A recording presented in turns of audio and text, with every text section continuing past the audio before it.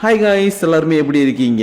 இன்னைக்கு நம்ம Tokyo cool anime season 2 உடைய எபிசோட் 8 தான் பார்க்க போறோம். அதனால இதுக்கு முன்னாடி இருக்கக்கூடிய எபிசோட்ஸ் எல்லாத்தையும் பார்க்கலனா ப்ளீஸ் போய் செக் பண்ணிட்டு வந்துருங்க. அப்பதான் இந்த எபிசோட்ல இருக்கக்கூடிய ஸ்டோரியை உங்களால தெளிவா புரிஞ்சுக்க முடியும். அது மட்டும் இல்லாம இந்த சீசனோட எண்டிங் நம்ம நெருங்கிட்டு இருக்கிறதுனால ஒவ்வொரு எபிசோட்லயும் எக்கச்சக்கமான டீடைல்ஸ் இருக்குது. சோ அதனால முடிஞ்ச அளவுக்கு நான் சொல்றத கொஞ்சம் பொறுமையா கேளுங்க. ஏன்னா நெக்ஸ்ட் சீசன் பார்த்தாலும் சரி, அதுக்கு அடுத்த சீசன் பார்த்தாலும் சரி, இதுல இருக்கக்கூடிய விஷயங்கள் தான் உங்களுக்கு லீடப்பா அமையும். சோ அதனால முடிஞ்ச அளவுக்கு ஸ்கிப் பண்ணாம நான் சொல்றத கொஞ்சம் பொறுமையா கேளுங்க. அப்புறம் அப்படியே நம்ம சேனலுக்கு யாராச்சும் சப்ஸ்கிரைப் பண்ணலனா உடனே சப்ஸ்கிரைப் பண்றாதீங்க. அதுக்கு பதிலா எப்பயும் போல இந்த வீடியோ ஃபுல்லா பார்த்து முடிச்சிட்டு நம்ம சேனல்ல இருக்கக்கூடிய மத்த வீடியோ எல்லாத்தையும் ஒரு தடவை செக் பண்ணி பாருங்க. அப்போ உங்களுக்கு பிடிச்சிருந்தா மட்டும் சப்ஸ்கிரைப் பண்ணி பெல் ஐகானை ஆல்ல வச்சுக்கோங்க. ஏன்னா நீங்க பாத்துக்கிட்டு இருக்குது இன்ஃபினிட்டி அனிமேஷன் சேனல். வாங்க டைம் வேஸ்ட் பண்ணாம இந்த எபிசோடுக்குள்ள போயிரலாம். சோ இந்த எபிசோட ஓபன் பண்ணதும் யோஷிமுராவும் கானிக்கியாவும் நேத்திக்கு பேசிட்டு இருந்தாங்க இல்லையா, அந்த விஷயத்துல தான் காட்டிக்கிட்டு இருக்காங்க. ஏன்னா யோஷிமுரா நல்லவரா மாறுறதுக்கு முன்னாடி ரொம்ப பெரிய கெட்டவனா இருந்திருக்கிறாரு. அதனாலதான் தன்னுடைய பாஸ்ட் லைஃபை பத்தி இவங்கிட்ட கொஞ்சம் சொல்ல ஆரம்பிக்கவும், இங்க பாருப்பா, அப்ப நான் ஒரு 20 வயசு பையன், எனக்கு கண்ணில் பட்டவங்களை எல்லாருமே தேடி தேடி கொள்ளுவேன். ஆனா நான் மனுஷங்களை மட்டும் கொள்றது கிடையாது,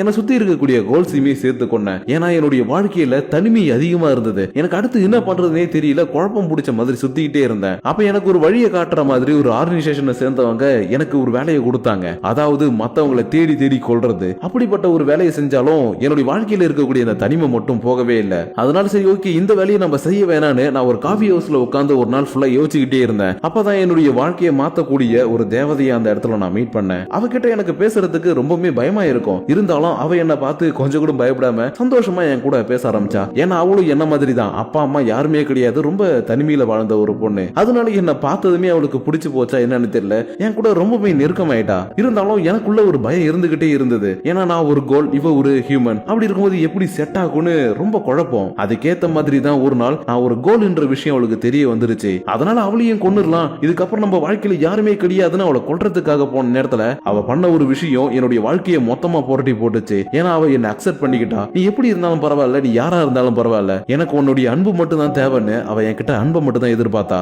அதனால நானும் சரி ஓகே, இதுக்கப்புறம் நான் எந்த ஒரு தப்பான விஷயங்களும் செய்யக்கூடாதுன்னு அவ கூட சேர்ந்து சந்தோஷமா ஒரு ஃபேமிலியா நான் வாழ்ந்துகிட்டு இருந்தேன். ஏன் எங்களுக்கு ஒரு குழந்தை கூட பிறந்தது. ஆனா எங்களால ஒரு ஃபேமிலியா சந்தோஷமா ரொம்ப நாளைக்கு வாழ முடியல. ஏன்னா நான் விட்டது தொட்டதெல்லாம் என்னை தேடி தேடி துரத்த ஆரம்பிச்சது. அப்படிதான் நான் வேலை செஞ்ச அந்த ஆர்கனைசேஷன்ல இருக்கவங்களும் என்னை தீர்த்து கட்டுறதுக்காக வந்தாங்க. அந்த டைம்ல நான் ரொம்பவே வீக்கா இருந்ததுனால என்னால என்னுடைய ஒய்ஃபை காப்பாற்ற முடியாம போயிடுச்சு. அது போக என்னுடைய குழந்தையையும் என்னால காப்பாற்ற முடியாதன்னு ஒரு பயம் வந்துருச்சு. அதனால அவங்க கிட்டே தப்பிக்கணும், அண்ட் அதே நேரத்துல என்னுடைய குழந்தையும் காப்பாற்றணுன்றதுக்காக ஒரு ஆஃப்னேஜுக்கு பக்கத்துல என்னுடைய குழந்தையை வச்சுட்டு வந்துட்டுன்னு சொன்னதும் காணிக்க உடனே ஒரு நிமிஷம், அந்த குழந்தை ஒரு ஒன்னையா உள்ளான்னு கேட்க எனக்கு தெரியல காணிக்கே. ஏன்னா என்னுடைய பொண்ணு பிறக்கும் போது நீ எப்படி ஒரு ஒன்னை கோலா இருக்கிறியோ அதே மாதிரி தான் பாதி ஹியூமன் பாதி கோல்னு ஒரு ஒன்னை கோலா பிறந்தா. ஆனா அவ இப்ப எப்படி இருக்கிறா, என்ன பண்றான்றது எனக்கு எதுவுமே தெரியாது. ஏன்னா நான் சப்போஸ் என்னுடைய குழந்தைகிட்ட போகும்போது நான் தான் ஒன்னை அவள்னு தெரிஞ்சுக்கிட்டு என்னை தேடி யாராச்சும் வந்தாங்கன்னா என்னுடைய குழந்தைய அது பாதிக்கும்ன்றதுனால அவளை அந்த இடத்துல நான் விட்டுட்டு வந்ததுக்கு அப்புறம் அவளை தேடி ஒரு நாள் கூட நான் போனதில்லை. சோ நான் ஒரு ஒன்னை அவளை எக்கச்சக்க வழிகளை எனக்குள்ள சுமந்துக்கிட்டு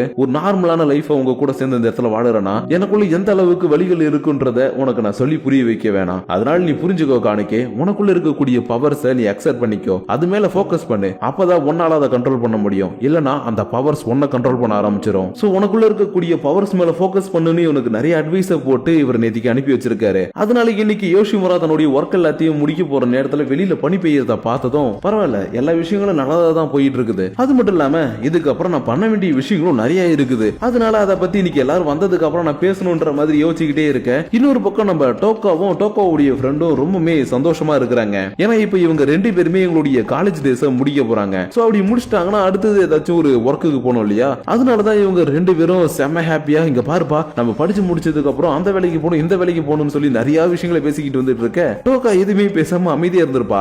அதனால ஹே என்னப்பா நான் அப்படி பேசிட்டே இருக்கிறேன், அப்பனா உனக்கு வேற எதுவும் வேலைக்கு போறதுக்கு விருப்பமே இல்லையான்னு கேட்க, ஹே அப்படிலாம் இல்லப்பா, நான் வந்து சொந்தமா பிசினஸ் தொடங்க போறேன். இது சொந்தமா பிசினஸா, என்னப்பா பண்ண போற?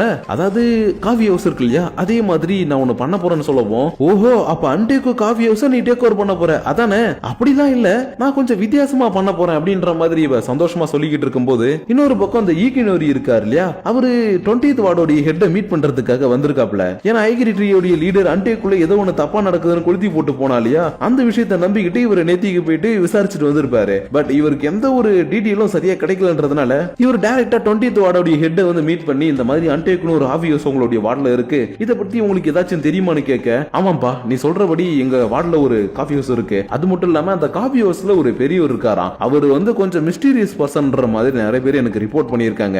அது போக அவரை நான் அடிக்கடி எப்பயாச்சும் பார்க்கும்போது எனக்கு அந்த ஒன்னையவுல பாக்குற மாதிரி ரைட்டா தோணும். இருந்தாலும் ஒரு சாதாரண பெரியவராச்சு, இவர் எப்படி நம்மள சண்டை போட்டு தோக்கடிப்பாருன்னு நான் அதை பெருசா எடுத்துக்கவே இல்லை. இருந்தாலும் நீ இப்ப சந்தேகத்தோட இந்த மாதிரி கேட்கும் போது எனக்கு இன்னும் கொஞ்சம் டவுட் அதிகமாகுது. அதனால இந்த விஷயத்தை பத்தி நம்மளோட ஹெட் கிட்ட சொல்லி அந்த இடத்தை நம்ம ஃபுல்லா சர்ச் பண்ணி பாக்குறதுக்கான வாரண்ட நான் வாங்கிட்டு வரேன். அதுக்குள்ள நீ போயிட்டு ஏதாச்சும் உனக்கு எவிடன்ஸ் கிடைக்குதா பாருப்பான்னு இவரை திரும்பவும் அண்டேக்குக்கு போக சொல்ல, இவர் என்ன பண்ணிட்டாரு, தன்னுடைய டீம் கிட்ட போயிட்டு இன்னைக்கு பரபரப்பா இந்த விஷயத்தை பத்தி பேச ஆரம்பிச்சிட்டாரு. இதனால யோஷிமுராவோட ஆபீஸ்ல இருக்கக்கூடிய எல்லாருமே எப்படியாச்சும் அந்த 20th வார்டு கோலை பத்தின நிறைய விஷயங்கள் நம்ம கேதர் பண்ணணும்னு இவங்களுக்கு கம்ப்ளைண்டா வந்த லெட்டர்ஸ், அப்புறம் இது வரைக்கும் இவங்க கலெக்ட் பண்ணி வச்சிருக்கக்கூடிய டேட்டான்னு எல்லாத்தையுமே எடுத்து பரபரப்பா செக் பண்ணிட்டு இருக்காங்க. ஆனா இவங்க எதுக்கு இப்படி பரபரப்பா இருக்காங்கன்றது இந்த இடத்துக்கு மெயில் டெலிவரி பண்ண வந்த நம்ம ஹீடேவுக்கு தெரியல. அதனால என்னாச்சுப்பா, ஏன் இப்படி எல்லாருமே ஓடிக்கிட்டு இருக்கீங்க, ஏதாவது பிரச்சனையான்னு கேட்க, ஹே ஹீடேவ் உங்ககிட்ட இதை பத்தி சொல்லலாம், பட் இது ரொம்பவே டாப் சீக்ரெட்டான ஒரு விஷயம், அதனால இதை பத்தி உங்ககிட்ட சொல்ல முடியாதுப்பா. ஆனா நீ கவலைப்படாத, இந்த கேஸை மட்டும் நாங்க முடிச்சிட்டோம்னா இதை பத்தி உங்ககிட்ட நான் டீடைலா சொல்றேன்னு சொல்லிட்டு இவன் கிளம்பி போனதுக்கு அப்புறம் ஹீடேவுக்கு ரொம்பவே குழப்பமா இருக்குது. ஏன்னா ஆல்ரெடி அம்மான் ஒரு பக்கம் ஐபேஜ் கோலை பத்தி நான் நிறைய விஷயங்களை கேதர் பண்ணிட்டு இருந்தா இல்லையா, அதனால ஒரு வேளை காணிக்கைக்கு தான் ஏதாவது பிரச்சனை வரப்போதா இல்ல மத்தவங்களுக்கு ஏதாவது பிரச்சனை வரப்போதான்ற மாதிரி இவன் கொஞ்சம் யோசிச்சுக்கிட்டு இருக்க. இதுக்கேத்த மாதிரி தான் மத்த இடத்துல இருக்கக்கூடிய நம்ம அன்டேக்கோடைய மெம்பர்ஸ் எல்லாம் இருக்காங்க இல்லையா, அவங்களை எல்லாரையும் இந்த சிசிஜில இருக்கிறவங்க ஃபாலோ பண்ணி ஏதாச்சும் நம்மளுக்கு எவிடன்ஸ் கிடைக்குதான்னு பாத்துக்கிட்டு இருக்காங்க. ஆனா நம்ம அன்டேக்குள்ள இருக்கக்கூடிய எல்லாருமே ரொம்ப ரொம்ப நல்லவங்கன்றதுனால இன்னைக்கு ஈவினிங் வரைக்கும் இவங்க என்னதான் பின்னாடியே ஃபாலோ பண்ணிக்கிட்டே இருந்தாலும் இவங்களுக்கு அந்த அன்டேக்கோ பத்தின எந்த ஒரு எவிடன்ஸுமே கிடைக்கல. அது போக இன்னைக்கு ஈவினிங் தான் நம்ம யோசிமுரா ஒரு மீட்டிங் போடணும்னு சொல்லி யோசிச்சுட்டு இருந்தார் இல்லையா, அதுக்காக இன்னைக்கு எல்லாருமே வந்த உடனே ஒரு மீட்டிங்க போட்டு, இங்க பாருங்கப்பா கொஞ்ச நாளைக்கு நம்ம அன்டேக்கோ ஒர்க் ஆகாது, நம்ம லீவ் இல்லான்னு இருக்கிறோம், சொல்ல போனா இப்ப ஸ்னோ சீசன் வேறியா, அதனால ஒரு 2-3 நாள் லீவ் எடுத்துக்குங்க, அதுக்கப்புறம் அன்டேக்கு ஒர்க் பண்ணலான்னு இங்க இருக்கக்கூடிய எல்லாருக்குமே ஒரு வெக்கேஷன் போக சொல்லி லீவ் கொடுத்துக்கிட்டு இருக்காரு. ஏன் ஹீனாமியும் டோகாவியும் ரெஞ்சி கிட்ட சொல்லி வேற ஒரு இடத்துக்கு சுத்தி பாக்குறதுக்காக இட்டுட்டு போக வேற சொல்றாரு. சோ இப்படி ஒரு சொன்ன உடனே ஹீனாமிக்கும் டோகாவுக்கும் சந்தோஷம் தாங்க முடியல. ஏன்னா இது வரைக்கும் இவங்க 2 பேரும் சுத்தி பாக்குறதுக்காக டோக்கியோ சிட்டியை தாண்டி வெளியில எங்கேயுமே போனது கிடையாது. அதனாலதான் இவரு ஃபர்ஸ்ட் டைமா அந்த மாதிரி ரெஞ்சி கிட்ட சொல்லி சுத்தி பாக்கிறதுக்காக கூட்டிட்டு போக சொல்றதுனால ஐயா ஜாலி ஜாலின்னு இவங்க 2 பேரும் பேக் பண்றதுக்காக போயிட்டு பேக் பண்ண ஆரம்பிக்கவும் யோஷிமுரா ரெஞ்சியை மட்டும் தனியா கூட்டிட்டு வந்து சில விஷயங்களை பத்தி பேச ஆரம்பிக்கிறாரு. ஏன்னா இந்த இடத்துக்கு யூகினோரி வந்துட்டு போனப்பவே இவருக்கு தெரிஞ்சு போயிடுச்சு ஏதோ ஒண்ணு தப்பா நடக்க போதுன்னு. அதனாலதான் இவரு லீவ் விடுறன்ற பேர்ல எல்லாரையுமே இந்த இடத்தை விட்டு அனுப்பி வச்சுட்டு ரெஞ்சி கிட்ட நம்ம டோகாவையும் ஹீனாமியும் வேற ஒரு இடத்துக்கு கூட்டிட்டு போக சொல்றாரு.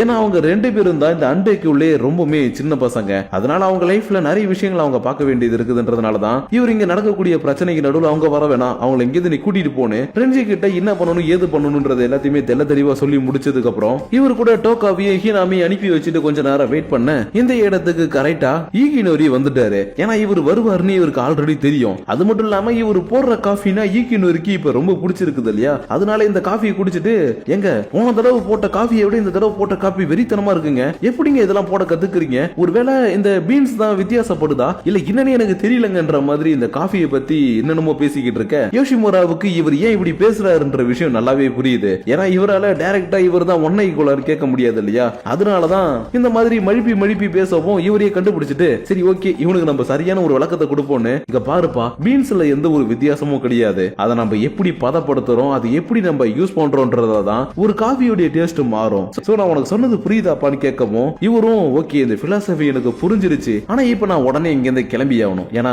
என்னுடைய கடமை என்ன அழைக்குது, இருந்தாலும் உங்களை மீட் பண்ணதுல எனக்கு ரொம்பவே சந்தோஷம்னு இவரு கொஞ்சம் சோகத்தோட வெளியில வந்து நின்றுட்டு நேத்திக்கு பேசின விஷயங்கள் அப்புறம் இன்னைக்கு பேசின விஷயங்கள் எல்லாத்தையும் யோசிச்சு பார்த்துக்கிட்டு இருக்காரு. ஏன்னா நேத்திக்கு இந்த இடத்துக்கு வந்து இவரு பேசும்போது ஜஸ்ட் காஃபியை பத்தி மட்டும் பேசல, காணிக்கை இந்த இடத்துல வேலை செஞ்சதை பத்தியும் பேசியிருக்காரு. ஏன்னா காணிக்கையை தான் 1 பேஜ் கோல்டுன்ற விஷயம் இந்த சிசிஜில இருக்கிறவங்களுக்கு எல்லாருக்குமே தெரியும், ஆனா அவனுமே இந்த இடத்துல தான் வேலை செஞ்சான்ற விஷயம் இவருக்கு இப்பதான் தெரிய வந்திருக்கும். அதாவது ஐகிரி கிளானுடைய லீடர் இந்த மாதிரி அங்க நடக்குது அது நடக்குதுன்னு கொளுத்தி விட்டாலியா, அந்த டைம்ல தான் இவருக்கு இந்த மாதிரி காணிக்கை அந்த இடத்துல வேலை செஞ்சான்ற விஷயம் தெரிய வந்திருக்கும். அதனாலதான் இவர் நேத்திக்கு வந்து காஃபியை குடிச்சிட்டு போகும்போது நான் கேள்விப்பட்ட ரூமர்ஸ் எல்லாம் உண்மையா இருக்க கூடாதுன்னு சொல்லிட்டு போயிருப்பாரு. பட் இன்னைக்கு இவர் மழுப்பி ஒன்னை கோலான்றத கேட்கறதுக்காக ஒரு மாதிரி வித்தியாசமா பேசுறது எல்லாத்தையுமே யோஷிமுராவே புரிஞ்சுக்கிட்டு நான் தான்ப்பா அதுன்றத சிம்பாலிக்கா ஒரு மாதிரி உனக்கு ஒரு விளக்கத்தை கொடுத்தாரு இல்லையா, அதனாலதான் நீங்க ஒரு ஒன்னை கோலா இருப்பீங்க நான் நினைச்சு கூட பாக்கலன்னு கொஞ்சம் ஒரு சோகத்தோட இந்த இடத்துல இருந்து இவர் கிளம்பி போய்கிட்டு இருக்க. இன்னொரு பக்கம் இதுக்கு எல்லாத்துக்கும் காரணமான இந்த ஐகிரி ட்ரீயோட லீடர் இருக்கா இல்லையா, அவ பனி பெய்யறத பார்த்துட்டு ஓஹோ பனி பெய்யுது ஜாலி ஜாலி ஜாலி இந்த மாதிரி பனி பெஞ்சா நல்லது நடக்கும்னு சொல்லுவாங்க. பட் இப்ப இன்னொருத்தவருக்கு ரொம்ப கெட்டது நடக்க போகுது நினைக்கிறேன்ற மாதிரி சொல்லிக்கிட்டு இருக்கும் போதே இந்த பக்கம் யோஷிமுரா யோஷிமோராவை கடைசியா மீட் பண்றதுக்காக கிஞ்சியும் காயாவும் வந்திருக்காங்க. ஏன்னா இவங்க ரெண்டு பேரும் ஜஸ்ட் சாதாரணமா இந்த இடத்துல வேலை செய்யக்கூடிய கோல்ஸ் மட்டும் கிடையாது, ரொம்பவே கொடூரமான ஐகிரி ட்ரீ மாதிரி இருக்கக்கூடிய ரெண்டு கிளானோடைய லீடர் தான். இருந்தாலும் இவங்க இந்த இடத்துல நார்மலா வந்து வேலை செய்யறதுக்கு காரணமே யோஷிமோரா. ஏன்னா இவங்க ரெண்டு பேரும் ஒருத்தர் மாத்தி ஒருத்தர் அடிச்சுக்கிட்டு சாக போற நிலைமையில கடந்திருப்பாங்க. அந்த டைம்ல தான் இவரு ஒன்னை கோலா இருக்கிறதுனால குறுக்க வந்து இவங்க ரெண்டு பேரையும் காப்பாத்தினது மட்டும் இல்லாம இவங்க ரெண்டு பேருக்கும் நல்ல வழியை காட்டியிருந்திருப்பாரு. அதனாலதான் இத்தனை நாளா இந்த இடத்துல இவங்க நார்மலா வந்து ஒர்க் பண்ணிட்டு இருந்தாங்க. அது போக இன்னைக்கு யோஷிமோராவுக்கும் இந்த அன்டேக்குக்கும் ஒரு பெரிய ஆபத்து வரப்போகுதுன்றதுனால சார் நீங்க இல்லனா நாங்க இந்த இடத்துல கண்டிப்பா இறந்தே போயிருப்போம். அதனால இன்னைக்கு என்ன நடந்தாலும் பாத்துக்கலாம் சார், உங்க கூட நாங்க கடைசி வரைக்கும் இருப்போம்னு இவங்க சொன்னதும் அதுக்கு என்ன தாராளமா என் கூட இருங்க, ஆனா என்ன இதோட விளைவுகள் ரொம்ப கொடூரமா இருக்கும், அதுக்கு தயாரா இருங்கன்னு இவங்க ரெண்டு பேருக்கும் இந்த இடத்துல இவர் காஃபி போட்டு கொடுத்துக்கிட்டு இருக்க. இன்னொரு பக்கம் இந்த 20th வார்டோட ஹெட் இருக்கார் இல்லையா, அவர் இந்த மாதிரி அன்டேக்குள்ள தான் ஒன்னே அவள் இருக்குது, அதை அட்டாக் பண்றதுக்கு எங்களுக்கு பர்மிஷன் வேணும்னு வாஷுவை கூட்டிட்டு போயிட்டு அவருக்கும் மேல இருக்கக்கூடிய ஒருத்தர்கிட்ட பர்மிஷன் கேட்டுக்கிட்டு இருக்க. அப்படியே இந்த இடத்துல இந்த எபிசோட முடிச்சிட்டாங்க. சோ கைஸ் இன்னைக்கு நம்ம பார்த்த இந்த எபிசோட் கண்டிப்பா உங்களுக்கு நிறைய இன்ஃபர்மேஷன் கொடுத்திருக்கும்னு நினைக்கிறேன். ஏன்னா இதுல நான் சொன்ன நிறைய விஷயங்கள் 3rd சீசனுக்கும் 4th சீசனுக்கும் நிறைய லிங்க் கொடுக்கும். சோ அதனால இந்த எபிசோட்ல நான் சொன்ன விஷயங்கள் எல்லாத்தையுமே நீங்க தெளிவா புரிஞ்சுக்கிட்டு இருந்தா கண்டிப்பா 3rd சீசனையும் 4th சீசனையும் பார்க்கும்போது உங்களுக்கு ஸ்டோரியில எந்த ஒரு லாகும் இருக்காது. இல்ல நீங்க சொன்ன நான் எதுவுமே பார்க்கல ஸ்கிப் பண்ணிட்டு வந்துட்டேன்னா திரும்பவும் ஒரு தடவை போயிட்டு எனக்காக செக் பண்ணுங்க, அப்பதான் உங்களால 3rd சீசனையும் 4th சீசனையும் புரிஞ்சுக்க முடியும். அது மட்டும் இல்லாம எப்பயும் போல இந்த வீடியோ பார்த்து முடிச்சதுக்கு அப்புறம் உங்களுடைய பர்சனல் தாட்ஸ் அண்ட் வியூஸ் என்னன்றத மறக்காம கீழே இருக்கக்கூடிய லைக் ஷேர் பட்டனை தட்டி விட்டுட்டு அதுக்கும் கீழே இருக்கக்கூடிய கமெண்ட் செக்ஷன்ல கமெண்ட் பண்ணுங்க. அப்படி நீங்க பண்ணக்கூடிய அந்த கமெண்ட்ஸ் மூலியமா சின்ன சின்ன சேஞ்சஸோட உங்களை நான் நெக்ஸ்ட் எபிசோட வந்து மீட் பண்ற வரைக்கும் உங்களிடமிருந்து விடைபெறுவது உங்கள் நான்.